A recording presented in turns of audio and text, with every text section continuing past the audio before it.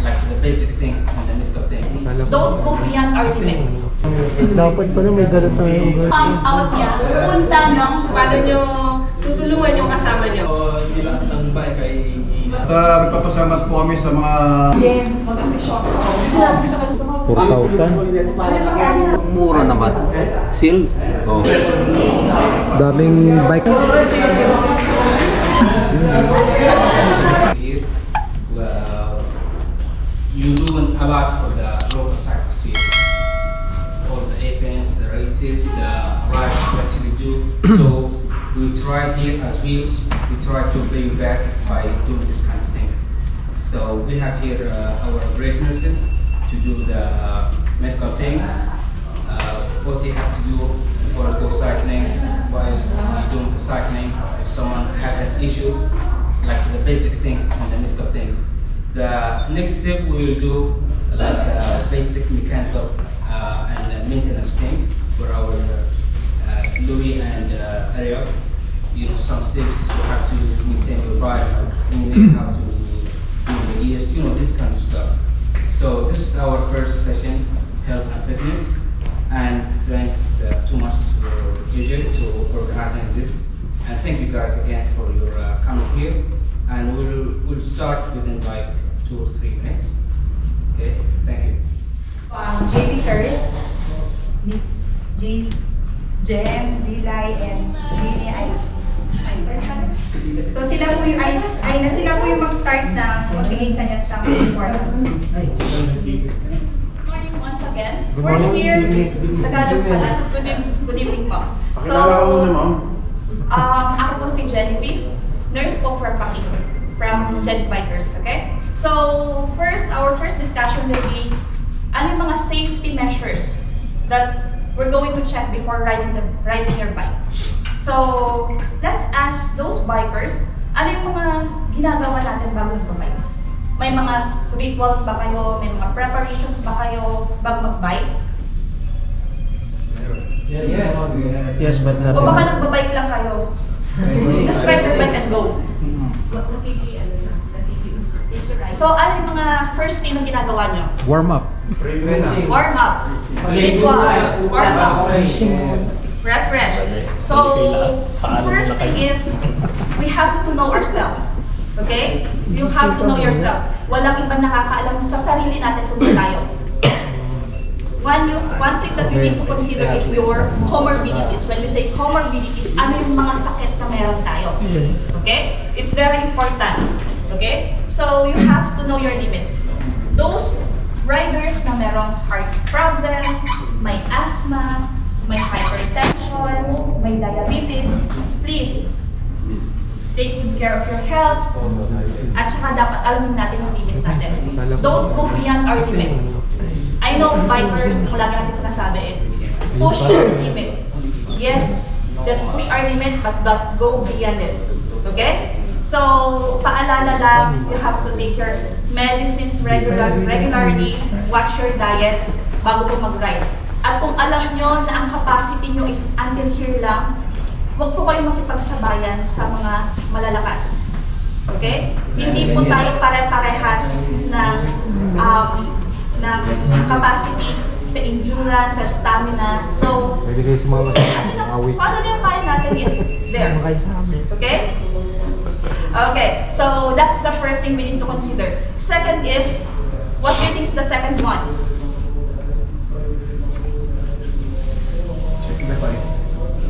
What is the next preparation you're going to do? Check the bike. Check your bike. Check your gears. It's not necessary na ganito. Okay? Any bikes will do. Make sure lang po na maayos yung ginagamit nating bike. Okay? So later on, ipapakita po nila sa mechanics kung paano po mag-check na maayos po yung bike pag nag-rides kayo. Okay? And the first thing is helmet. Wearing helmet. Most common mistake of bikers is wearing helmet. Ang akala natin, if you wear helmet, that's it. Okay na, safe tayo. Pero dapat alam natin na may sizes din ang helmet. Okay? Not only the sizes, proper fitting, yung paglalagay. Meron na yung saktong size sa'yo. Small, medium. Pangatlo, about safety. Kit. Gloves. Kit. Medical kit. What else? Use. Those are gears. Of course, those are gears. So, included na siya sa pangalawa natin. Water. Helmet, bike. Water. Next Water. is ito lagi natin nakakalimutan. Okay, ito yung lagi natin nakakalimutan. Stretching. Okay? Know your traffic rules. Okay? So, hindi tayo basta-basta nagbabike lang ng gusto natin. We have to follow the rules. Hindi po natin pag-aari ang kalsada.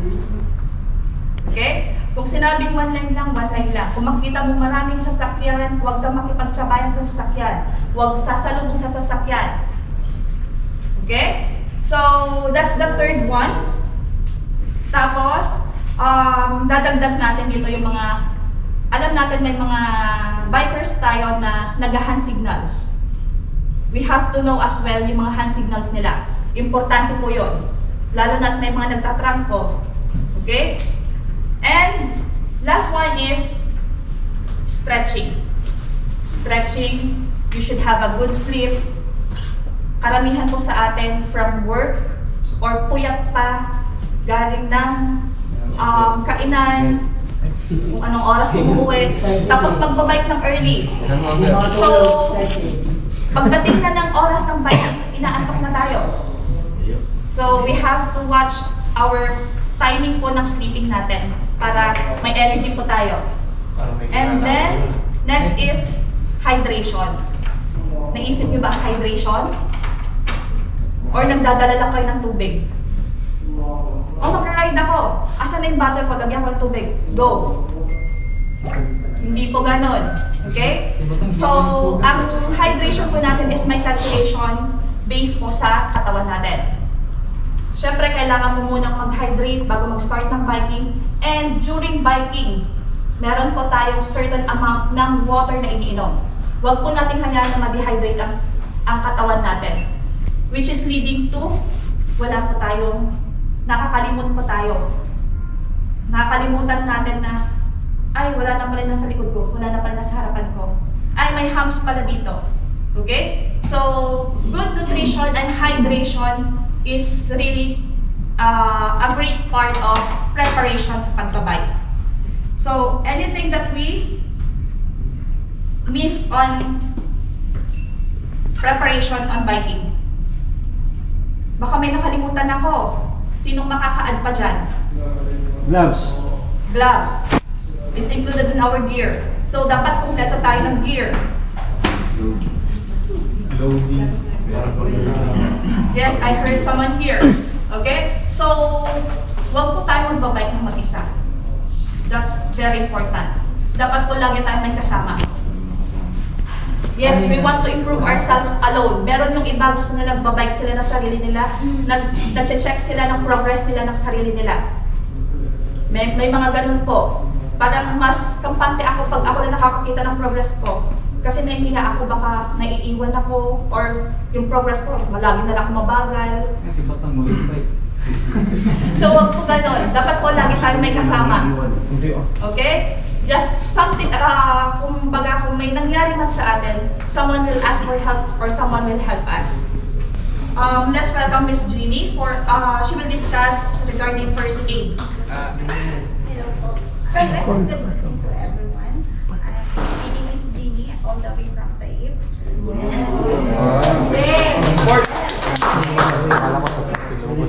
Thank you, Jade Bikers, for having me here.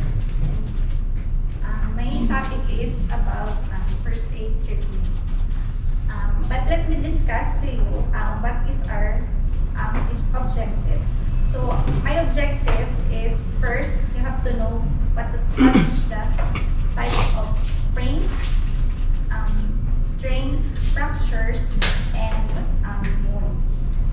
Lahat sa inyo ay may idea about first aid. Can you tell me what is first aid?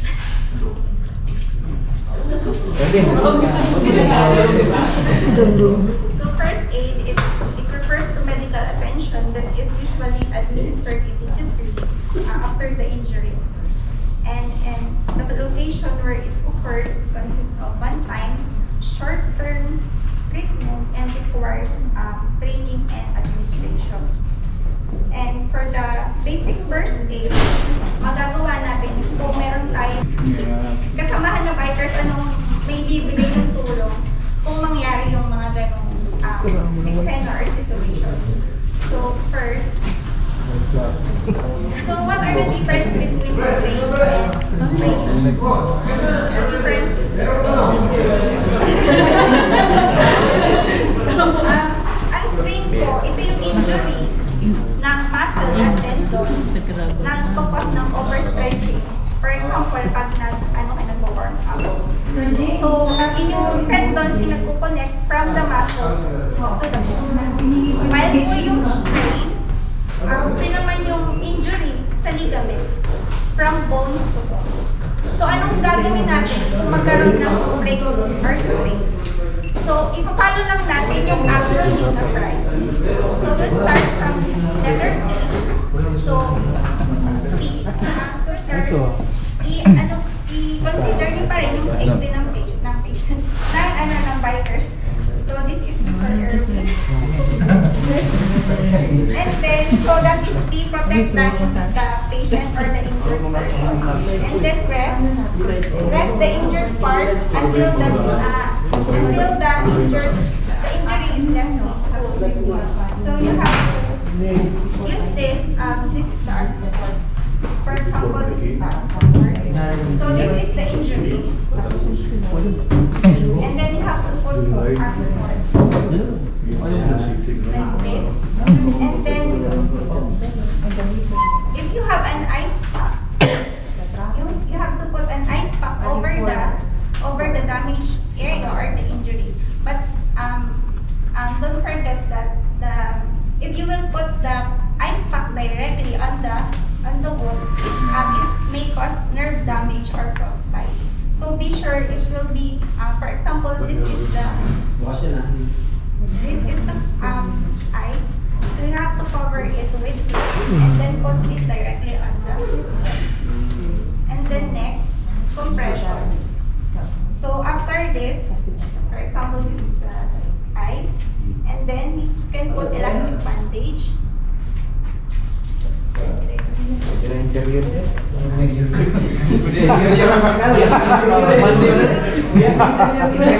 Yung bandage, interior. Hindi, yun talaga, kaya may reserva tayo. Together with the ice pack. And then, so don't forget, the last is elevate. Elevate. Dami ang tangkay na. Kasi ang lakas nito na. Ha?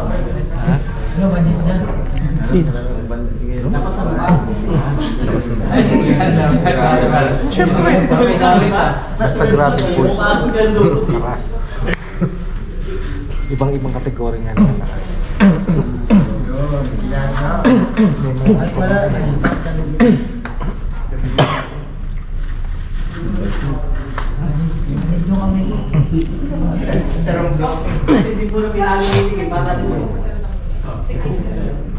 So, for example, okay na siya. I think that is all, and then the last one is that elevate. So if the injured area is here, then you have to elevate above the level of the heart to reduce the swelling. So, this level?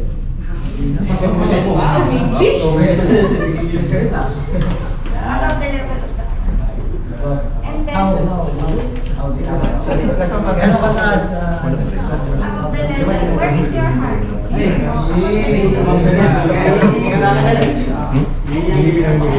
And then lastly, this is arm sleeve. So guys, I know lahat sa inyo ay feeling mag-bike, and dapat ready kayo sa mga basic na first aid, kasi in case na ma-met nyo or ma-encounter nyo yung mga ganitong sitwasyon. So you put the arm sleeve.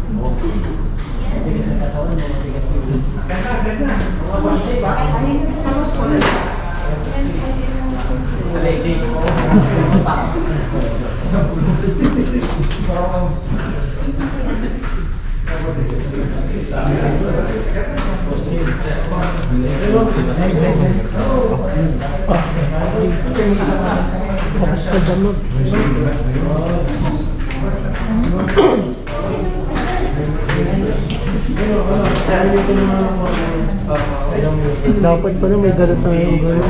Gano'n meron. Si ano meron yun? Si Ray? Si Ray. Si Ray? So ito yung Nurse yun, pero may interview na yun. Yung isa niyang tube. Yun yung laman, first aid. So yung mga ganyan na patient, mga mansupa, so dapat i-elevate pa rin yung tao para hindi naghiwalay. So may nilalagay na siya ng place and screws. Tapos inaano please screw and then lalagyan pa rin sila ng bandage or compression dressing para ma-prevent yung movement lang. Para mabilis ang healing lang. And then nagtitake kasi yung mga Basic lang. nagtitake siya ng 1 month para mag-heal. Or 5 weeks. Kaya minsan sa mga patient namin, binibigyan ng mas movement. Kasi hindi pwede kailangan ma-restore yung area na Tundok tayo, nasa kalsada, so hindi natin dala-dala ang first aid kit. So how are we going to respond the same way? Okay? So kailangan po natin maging resourceful. Like for the splint, if we don't have the splint, pwede natin pulin yung mga flat na surface. Like kung may kahoy na flat, pwede po natin gamitin yon. Or pag may mga cardboard na yung medyo matitigas, pwede natin gamitin. And for the coloring, we can use, pwede yung mga sleeve natin or kung may mga extra tayong dalang clothes, pwede natin yung pagkain. Okay? And don't forget, if something happen, yes, it's the first aid what we're going to do, pero kailangan po natin mag-call ng help sa medical field, which is we have to call the 911. Okay? Hindi lang basta tayo lang. Yes. Okay? Kagaya po kanina. So, don't just call for help for anyone na malapit. 911 automatic. Okay? So, mag-prepare muna daw po tayo ng 5 to 10 minutes. So, merong pinrepare ang wheels. And then, bago tayo magpunta sa third part na ating session. Okay, keep doing it.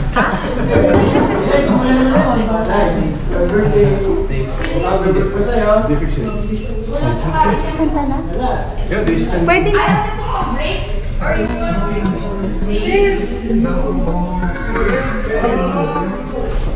kung yung pasyente nyo is hinimatay or yung pasyente nyo na-accident is or yung pasyente or yung versus nakita nyo na lang nakahiga sa floor. So, what's your first move as a co-worker? Masyak.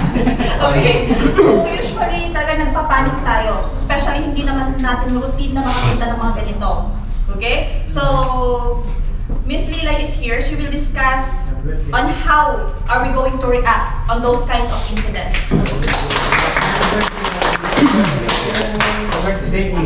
Did you know that 500,000 of the population each year suffers cardiac arrest? So in this portion, I will be tackling CPR or the cardiopulmonary resuscitation. So I'm Lilay, bear with me for the CPR.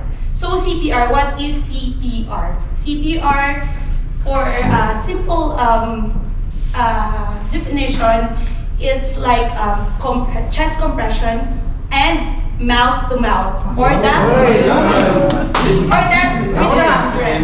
Okay? So again, CPR includes chest compression and mouth to mouth, or the breath. Okay, if you an overview about the cardiopulmonary system. So I have here, kita ba guys? Okay. Okay. So this is our cardiopulmonary system. So explain ko lang kung paano, pinakasimple lang yung i-discuss ko dito. So sa right heart, nag-receive tayo ng blood from other body parts. So, pupunta yung blood dito sa right heart natin. Tapos, ipapump out niya, punta ng lungs. So, from the heart to the lungs, kinikarry niya na yung CO2 or the carbon dioxide. So, doon sa lungs, may purification na nangyayari. So, from the lungs, lalabas siya na oxygenated na. Sa lungs mangyayari yung exchange from CO2 to O2. Okay? From carbon dioxide to oxygenated na. So, from the lungs, lalabas siya sa left heart, babalik siya, oxygenated na yung blood. And it will distribute sa body parts ng tao. So, okay na yun. After yun, if nangyayari kasi ang pagkahimatay, when the heart stops, of course, the blood flow stops. Okay? When the heart stops, the blood flow stops. That's why nagiging unconscious yung tao o yung person. Okay, so okay na tayo. Okay na flow natin. So, mag-go in ang CPR. Not necessarily ang CPR dapat gagawin ng paramedics, healthcare workers, or emergency responders. Pwede ang bystanders. So double to triple ang chain of survival, ang chance of survival ng tao kung alam ng bystanders paano mag-CPR. Okay? Not necessarily na medical kayo or certified kayo. So pwede tayo mag-CPR sa tao. As long as alam nyo yung chain of survival or ang steps. So dito na tayo sa may CPR. So ano na tayo, steps na ng CPR. So before tayo mag-initiate ng CPR, i-make sure natin that the scene is safe. Okay, scene is safe. Walang mga obstructions. Example, may mga scattered na mga dapat ang victim nasa surface siya, flat surface. Okay? Kung example, nakita niyo yung kabahay niyo nasa sofa or nasa bed, syempre i-transfer natin sa floor. Okay? Flat surface. Tapos after nun, check. Ito yung sinasabi ko is hindi ito siya sa inside hospital cardiac arrest. It's outside hospital cardiac arrest. So, flat surface, tapos i-recognize nyo ang need ng pasyente. So, anong recognition natin? I-check natin ang responsiveness. Meron tayong tinatawag na shout, tap, shout. Example, I need a volunteer, please. Flat surface na si victim. Okay. Then, after that one, dapat i-check natin yung responsiveness, yung breathing, at saka yung pulse ng pasyente. So, responsiveness, paano? Ganon, hindi. Tap, shout, tap, shout. Hey, hey, are you okay? Okay? Okay, Dabi. Hey, are you okay? No response. Paano yun kung no response? Okay? I-check nyo yung breathing at saka yung pulse. Example, walang tulog. Okay. Paano siya i-check yung breathing? Okay? At saka, feel. If-feel nyo, okay? If-feel nyo siya sa bunganga. Tapos, not less than 10 seconds. Itong importante not less than 10 seconds. Kasi doon yun siya yung survival ng isang tao kung mas mabilis ka mag-action. So, example, 1, 1,002, 1,003, 1,004. Example, walang breathing. Okay. Tapos, call for help ka na. Okay? Call for help and start CPR. Kasi syempre, ikaw lang mag-isa. Kailangan mo ng help. Okay? So, call for help and start CPR. So, paano mag-CPR? Okay? Ang placement ng ano natin, ang ratio ng CPR natin is 30:2. Meaning, 30 compressions and 2 rescue breaths. Okay? So, 1, 1,002, 1,300, 30, and then breathing. Sa breathing naman, kung outside kayo, pwede natin gamitin yung damit natin. Siyempre, hindi natin kilala. Okay lang kung Ayaw mo malips. jowa mo or wife mo or husband, pwede.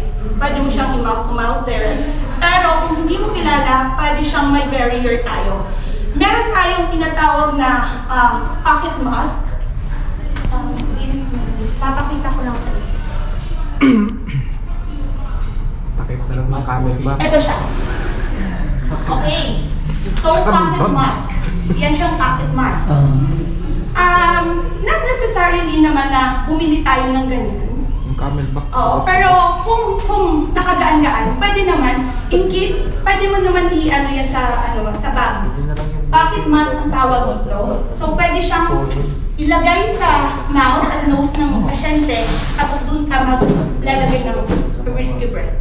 Okay. So, anyhow, proceed na tayo then. After 30:2, 30 compression and 2 rescue breath, after nun, paano natin gagawin yon? Kasi dapat meron tayong tinatawag na push hard, push fast. Not necessarily na ganun-ganun ka lang. May algorithm yon. Push hard, push fast. So, push hard, ang depth ng compression natin. Mag-cover siya ng 2 inches or 5 centimeters. Okay? So, push hard. Ang depth niya is 5 centimeters or 2 inches. Push fast is 100 to 120 beats per minute. Okay? So, 1,002, 1,003, 1,004, 1,005, 1,006. Tapos, yung quality naman, paano natin ilalagay? Paano natin i-perform? So, meron tayong tinatawag na breastbone. Okay? Breastbone or tinatawag nating sternum. So, ilalagay lang natin ang heel ng natin, ng palad, ng thumb. Okay? Heel to heel. I-interlace natin, i-interlock. Okay, interlock. Tapos, yung mga elbow natin, i-lock din. Okay? Dapat, mas maganda kung i-kneel down. Mag-kneel down kayo. Kabayan, kabayan. Heel to heel, depende kung ano ang niya. Okay? Heel, tapos i-interlock, tapos push hard and fast na. 1, 2, 3, 4, 5, 6, 7, 8, 9, 10, 11, 12, 13, 14, 15, 16, 17, 18, until 30. Then 30, isi-seal yung mouth. Diba yung mouth niya, pag ganon. Tapos dito, tama lang yun na, ano kayo? Ha? Hipan! I-shot yun ang close. Okay? Oo. Ang technique nun is head at chin lift at head tilt, chin lift. Ganon. Pero kung may kayo na may fracture, example may neck fracture, hindi pwede yun. Meron tayo yung tinatawag na jaw thrust. Parang i-lift yung jaw technique. Pero sa head tilt muna tayo. So i-lift yung head, tapos mag-open ang airway. So, tapos doon pa. Tapos, kailangan mo bantayan yung chest rise. Okay? Pag nag-blow ka kasi, mag-chest rise yun. So, it means effective yung breathing, yung rescue breath mo. Okay? So, 30 compression and then 2 rescue breath. Kung ikaw lang mag-isa. Pero kung 2 rescuer naman, iba naman. So, after nun, how many cycles gagawin natin nun? So, 5 cycles, at within 2 minutes na yun, 5 cycles. Okay? So, ang ano natin, ang ratio ng compression natin, ano? 32. 30:2. Anong depth natin? 2 inches. 2 inches. Okay, very good. At tapos, anong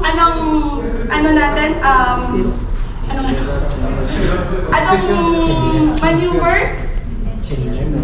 Head, tilt, chin lift. Okay.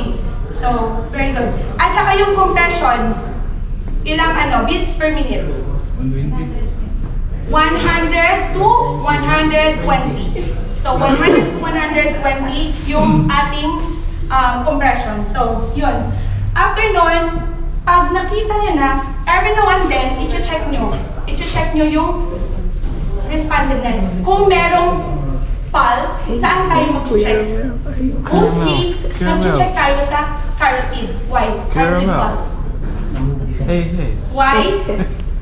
Why? Any idea why? Hindi na po panood sa movie eh. Ganon. Hindi sa movie lang yun. Actually, kung usually yung carotid pulse, yun yung hindi nawawala kung mababa yung blood pressure ng pasyente or ng victim. So, carotid pulse natin. Yun yung central pulse natin, tinatawag. So, carotid pulse. Dito lang. Ang first group, slide nyo lang, tapos yun. From chin, slide, and then slide to the side of the neck. So, yun lang ha, carotid pulse. Kasi usually, pag meron tayo nakikita, usually dito tayo kakapa. Diba? Tama? Dito tayo kakapa. Or dito. Pero, unahin natin yung carotid pulse. So, chin, first groove, then slide. Yun yung carotid pulse. So, yun. Start ka na naman. Kapag nakarina yung gagawin. Hindi pa okay na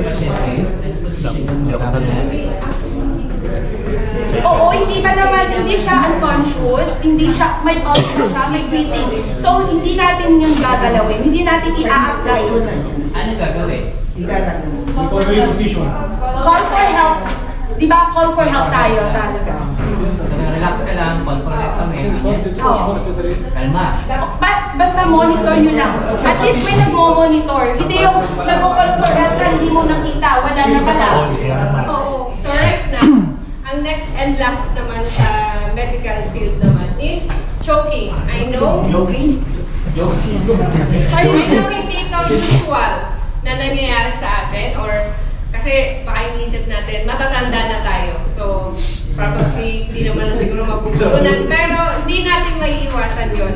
Like for example, right after ng pagbabike, nagkakaroon tayo ng recovery, di ba? So, during recovery, hindi naiiwasan na nagkakatubaan, di ba? So, pwede pa rin mangyari yun. So, anong gagawin natin pag meron isa sa atin ang naka-experience ng gano'n? Diba? Paano nyo gagawin yun? Paano nyo tutulungan yung kasama nyo? Any idea? Alam ko meron kayong mga idea kung paano yun. Gusto ko lang ma-check. Diba? Ano yung, in reality, anong ginagawa nyo kapag may nabubulunan? Kuya Richard, anong ginagawa mo? Ano gagawin nyo pag kunwari nabubulunan? Sa likod niya, Sige, paano po? Takot sa likod niya. Okay. Sige po. Dito ka, sir. Okay. Ay, sino pa ba? May idea? Patukan mo, nasa unahan mo. May idea na po si sir. Kokorek lang po natin kung paano po talaga. Okay? Ay! Ay!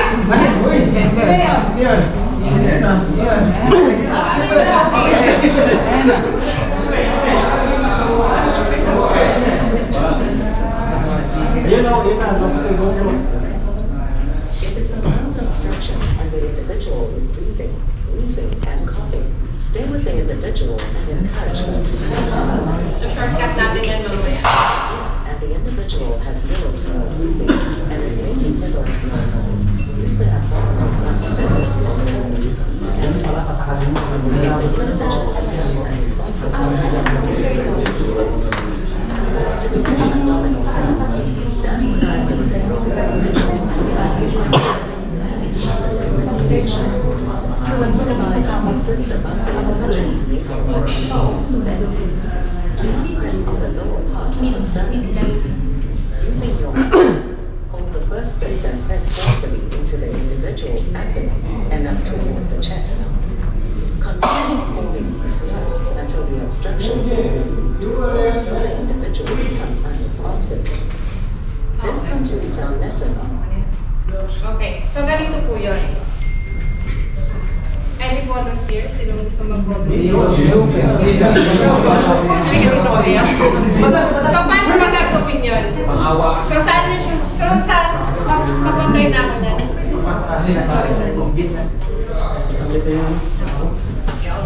So, paano yun?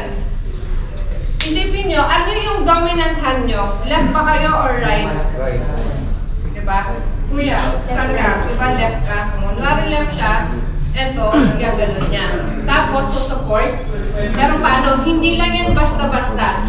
Okay? Sa taas ng pusod, parang ganyan lang kayo, ganon. Hindi po siya sa baba ng sternum. Wala po yun doon. So, nandito po siya. Tapos, anong gagawin? Pataas. Ang pwesto po niyan, support, ganon. Agod. Hindi lang siya tulak, hindi. Yes, pag ganon. Okay? Napakadali pag kunwari ganitong size, di ba? Parang ganitong size.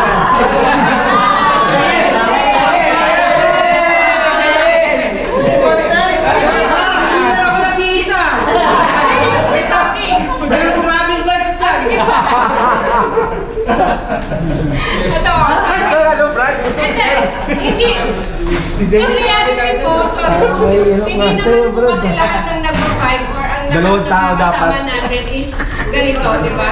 So ano gagawin nyo pag mas malaki yung yung size sa inyo? Dalawang tao. Doon pa din ba siya sa ano?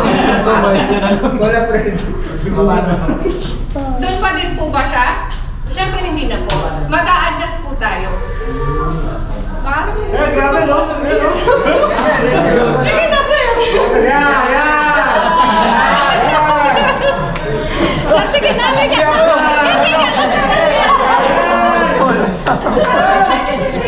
Grabe daw eh. Grabe bukas kwenta ako. So, ano pong gagawin? Pag ganito, di ba hindi siya? Pag ganyan kalaki. Ay, salita, sa saan? Dito po, at least, dito. Di ba, hindi kaya dito. So, dito. Taas niyo po yun. Taas. May kilitiyan dyan. Tataas niyo po siya. Same procedure. Pag hindi po kaya at bumagsak ng pasyente, Bagsak. opo. Mahirap talaga. Bukas, payat na ako. So, anong pwedeng gawin pag ganyan? Iga ka! Anong pwede niyo po gawin pag ganyan? Iga ka pa, Ganun pa Brad. din po. I-push nyo lang po siya. Higa Hanggang ka. lumagas po yung kinain or yung nakaupo lang sa urban patient. Diba? Sige na, okay na po. Ganun po lang. Yun lang po yung tatandaan lagi. Pag kayo po nabubulunan, ganun po kayo. Yan.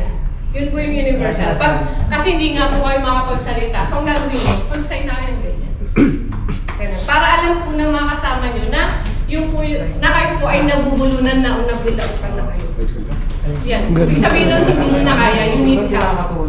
Okay? Sana po. Question po? So ngayon, mag-discuss ng basic regarding sa maintenance is from real subsidiary.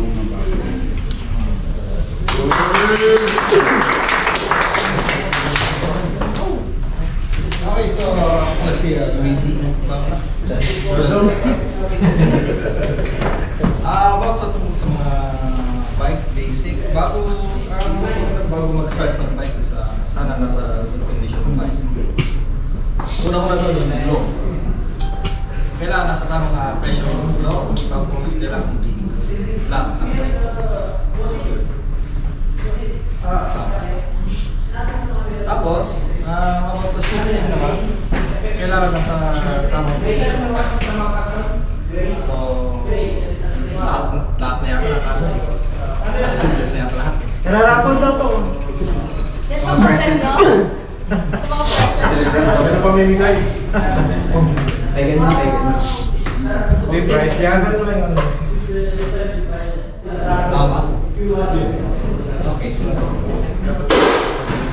kaya naman sa pressure ng gulong. So, hindi lahat ng bike ay isa pressure. Nakadepende yan sa dapat at klase ng bike. Normally sa mountain bike, ang pressure ay makikita nyo lang sa side ng goma. So kadalasan sa mountain bike, mga pagkagamitin lang siya sa cement ng mga nasa 40 PSI, maximum. Kasi masyadong maximum. Pwede ng mga 35 PSI, depende. Kasi kung sa mundo gagamitin, kailangan ng medyo mas malambot. Kasi kung masyadong matigas, hindi siya kakabis.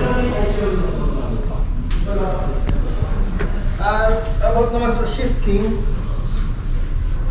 kasi kadalasan yung ibang bike hindi nakakawin. Or mali ang shifting nila bago makita ng mundo. So mas maganda, bago pumunta sa part ng paakyat, kailangan nakashift na kayo o mas maganda pumunta lang sa middle to climbing position. Malapit sa malaking gears dito sa likod. And about sa safety naman, kailangan yung mga parts secured lahat sa stem. Sa stem, seat clamp at sa clamping ng upuan. Kasi yung iba yata may nakasuot na yata gumamit ng mga hindi, yung mga parts na hindi kilala ang pangalan. Di ba dati may ina-aksidente nung nakuto ng stem? Ayun, so kailangan pagka i-upgrade ng parts ng bike, kailangan talaga may pangalan yung Ay, hindi yun. Kasi kagaya ng iba yung sa about sa tubeless, yung ginagamit sila ng maliit silat. Silat na ginagamit sa bayo. Ginamit sa trail, tapos ginamit Sa mga sasakyan. Oo, yung mga high pressure yung mga yun. So pagka ginamit nila sa mountain bike, hindi siya masyadong nagsisilo, kaya pagka hindi ginamit yung bike, kahit bago, kawawa na siyang hangin. Tapos yung iba naman, ibang klase ng mga sealant. Yung sealant ng MTB ginagamit nila sa highway na bike, sa mga highway. Kaya ang sealant ng MTB, ang kaya lang na speed is up to 35 or 40 km/h. Tapos pag ginamit nila sa highway, yung highway, minsan maximum sila ng 60 to 70. So hindi mag-max yun ako gamit ng sealant. Pagka lumampas sa limit, kadalasan nawawala yung effective sa sealant. Minsan pa ako wait. Tapos sa klase naman ng goma, minsan yung mga matalasan sa mga pumipili ng mga hindi angkop yung classification ng spikes. Tapos yung iba naman kasi pagka nasa kalsada, ang hinagamit nila yung mga malalaki ang spike. Tapos sasabihin na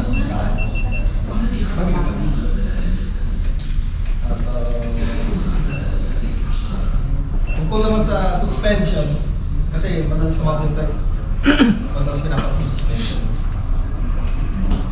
May mga parts sa bundok na yung mga mahilig bumundok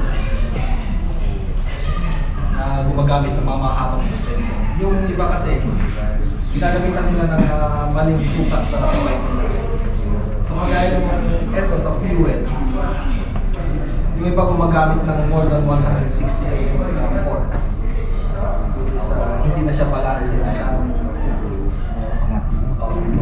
so pag umangat ito sa 4, lalabas yun na yung bike ay magiging masyadong maliis dito sa post. Tapos, lilipat ko yung step. So, kaya may na-aksidente minsan sa mga simple one lang kasi hindi nakabalanse yung bike. Yung iba naman kakabitan ng magiging tapos, sasabihin mo yan dito.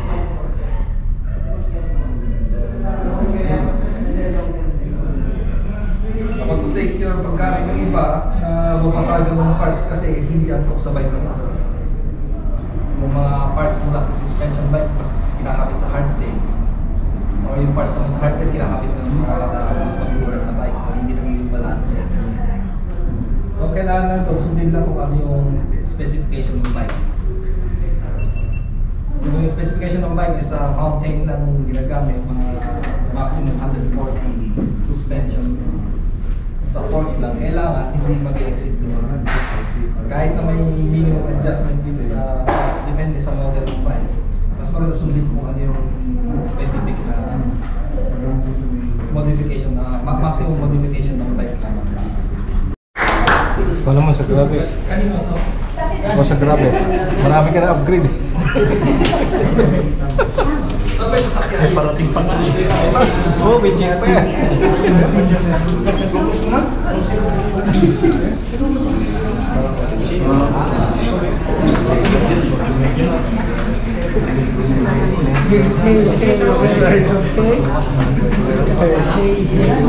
Caramel, you're okay? Magandang gabi po.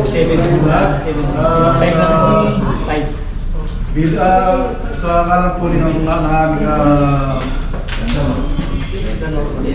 sponsor para sa Brazil, ano niyang initiative ito para sa kapanong lahat ng mga riders, safety, at saka yung mga first aid natin na natin ngayon.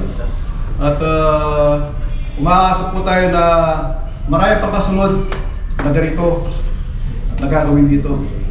At nagpapasalamat po kami sa mga group leader, sa mga nag-organize ng proyekto ito, lalo na si mga Jetta Bikers. Maraming salamat po. At pinapari Jason. At paki-inform na rin po yung mga ibang leaders sa susunod po. Sana maraming po. At maraming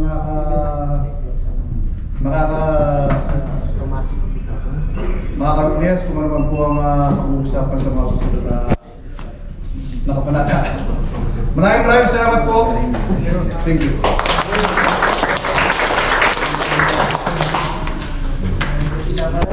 Find your size. Hindi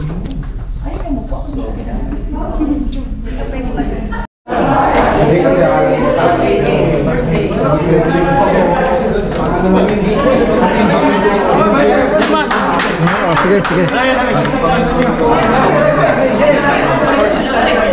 Sports.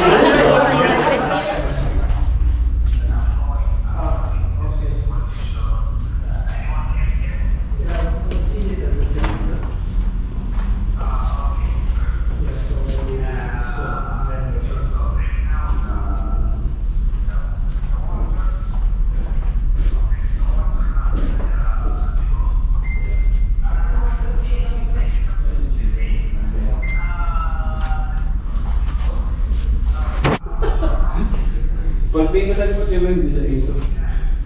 Hindi ko sinuot. Ito, punta, meron ako. Puti yung bilong natin, puti. Pero yung ganito lang.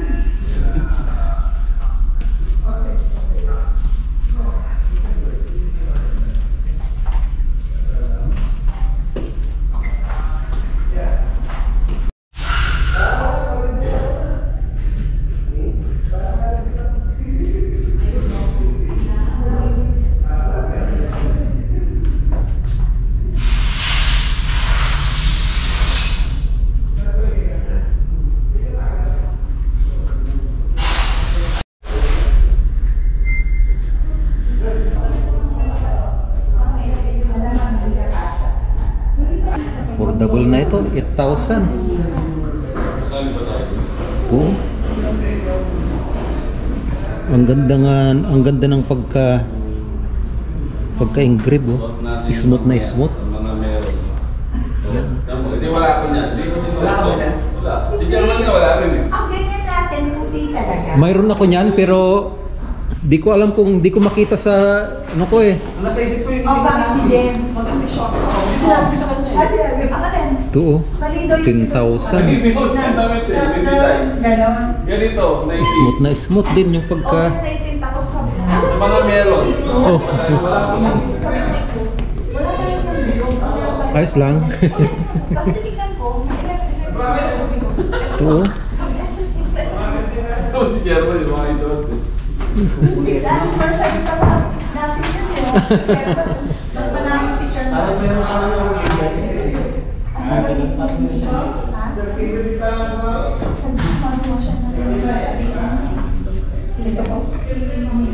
Edmond.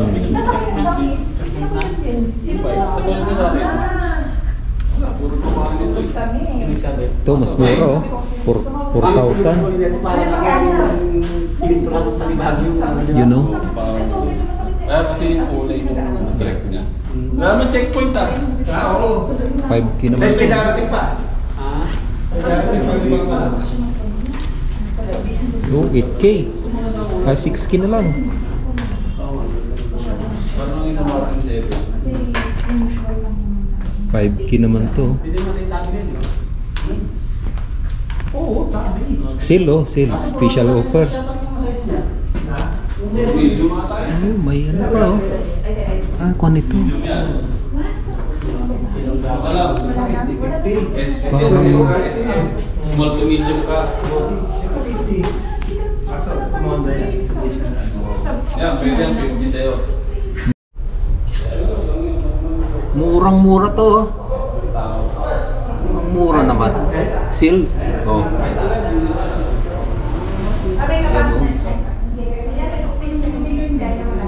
Yan. Ganda nito ah.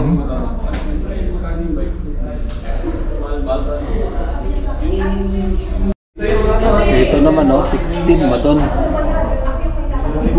Ganito na pala yung Madon ngayon. Bago. May lecture ako na yan. Alam, mag-lecture.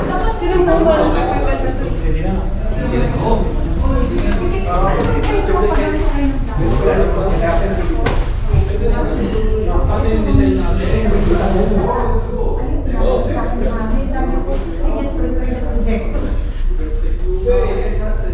Reserve.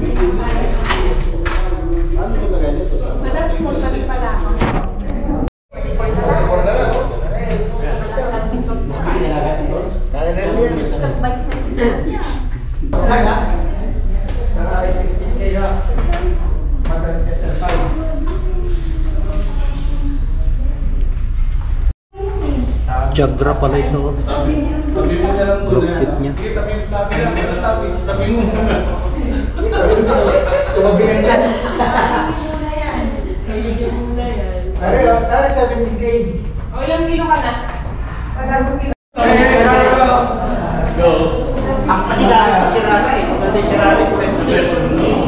Daming bike parks oh. Drive na ubusin tayo, makapabili ka. Laki talaga drive. Kasi wait, sip yung mga alika mo eh. Bawa yung chin natin. Oo. Dali mo na lang. Try natin. Okay. Yun, ganda yun. Okay. Dapat.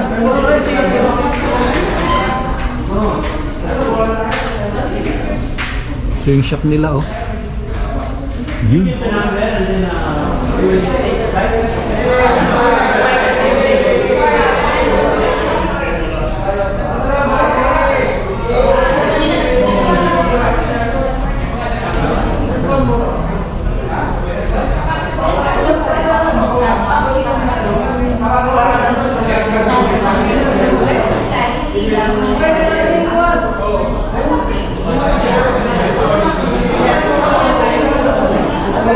Mas mura to oh. Special offer.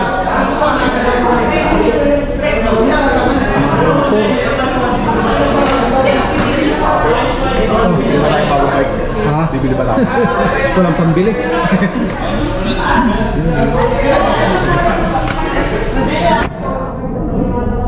Hanggang tingin na lang muna. Oo.